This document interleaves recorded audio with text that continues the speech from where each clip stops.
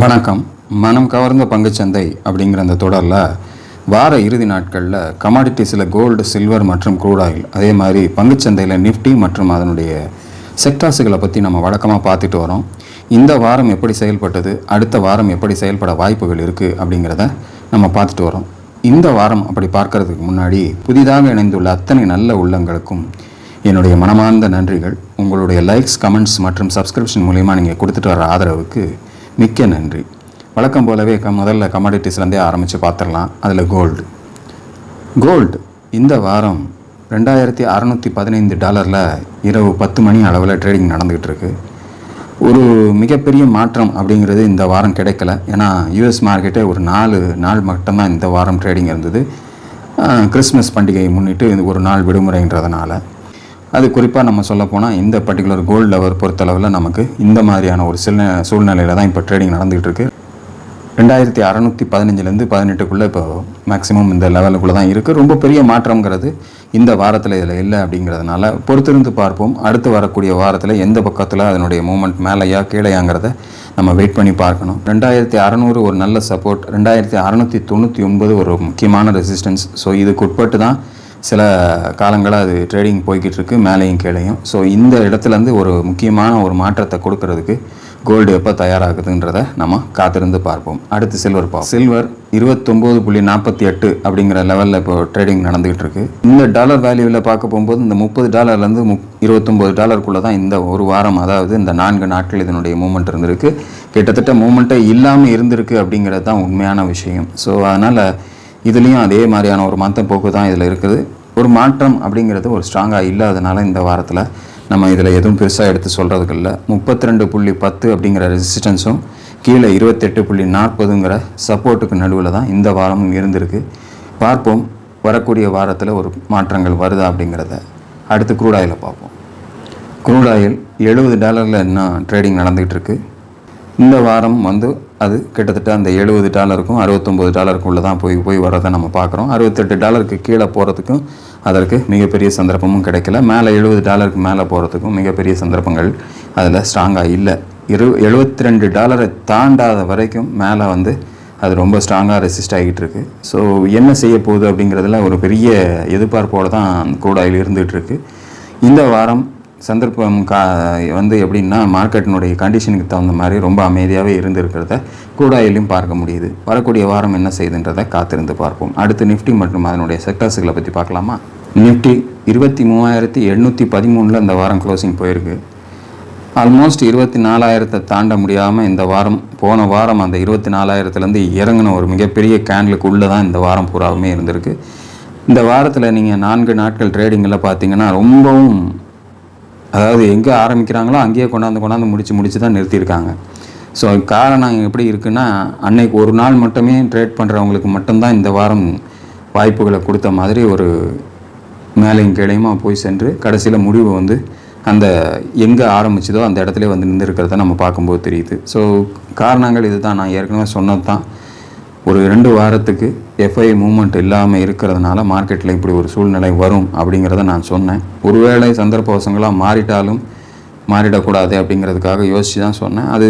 அந்த நிகழ்வு இந்த வாரம் நம்ம பார்க்கும்போதே தெரியுது. வரக்கூடிய வாரம் புது வருட பிறப்பு இருக்கிறதுனால அதற்கான சந்தர்ப்பங்கள் வேர்ல்டு வைடாக நமக்கு எப்படி இருக்கோ அதுக்கு தகுந்த போல தான் இந்த மார்க்கெட்டினுடைய கண்டிஷன்ஸ் இருக்கும். எதுவாக இருந்தாலும் 24,000 அப்படிங்கிறது ஒரு முக்கியமான ரெசிஸ்டன்ஸ். ஸோ இப்போ அது கடக்கணும். அதை கடந்தால் தான் அடுத்து 24,610ங்கிறது ஒரு முக்கியமான பெரிய ரெசிஸ்டன்ஸாக மாறி இருக்குது.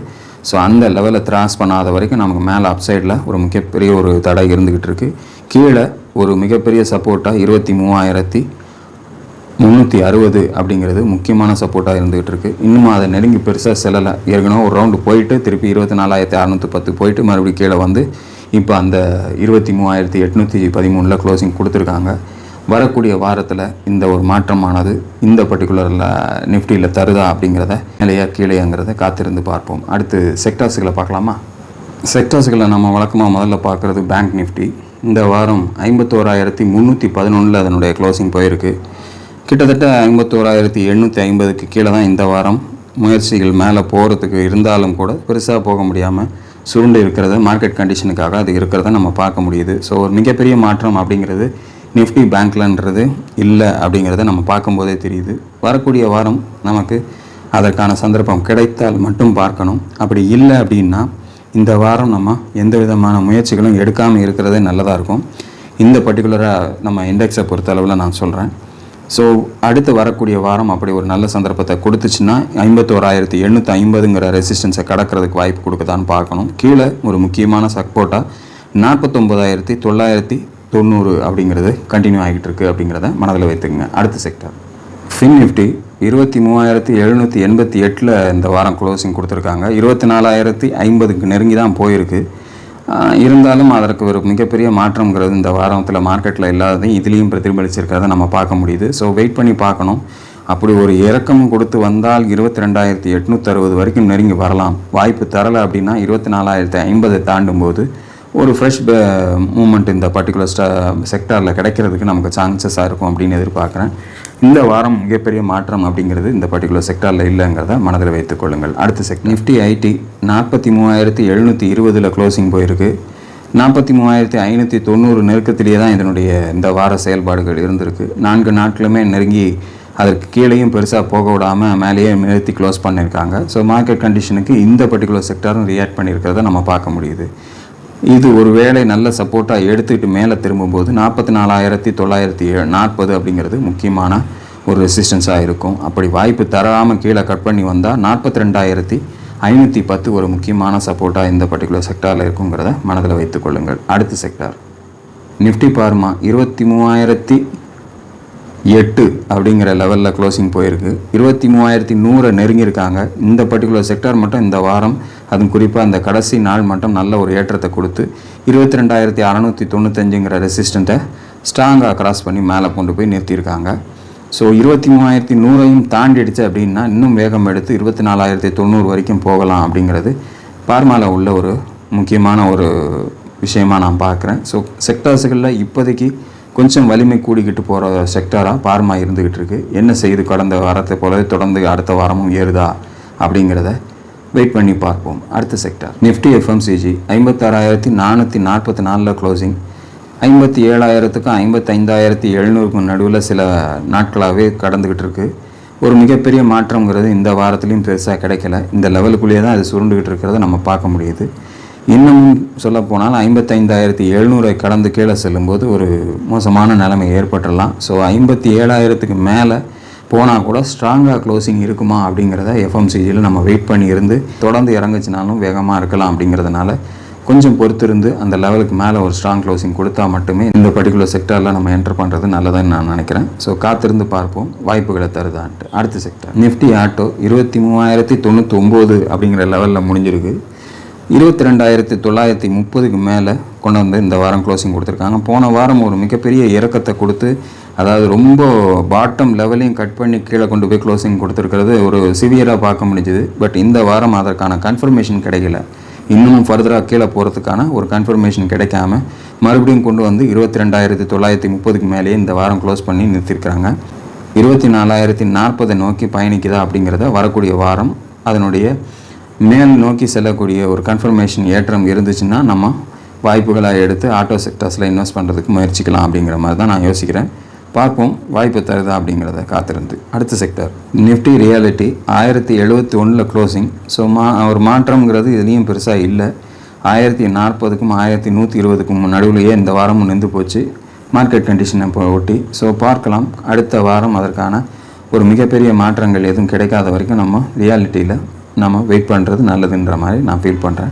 அடுத்த செக்டர் பார்க்கலாம். நிஃப்டி மெட்டல் 8,720 என்னுடைய க்ளோசிங் போயிருக்கு. 8,950க்கு கீழே போன வாரம் கொண்டு வந்து ரொம்ப வீக்காக க்ளோஸ் பண்ணாங்க. அதையும் தாண்டி கீழே கிட்டத்தட்ட 8,620 நோக்கி அதனுடைய பயணமானது தொடர்றதை நம்ம பார்க்குறோம்.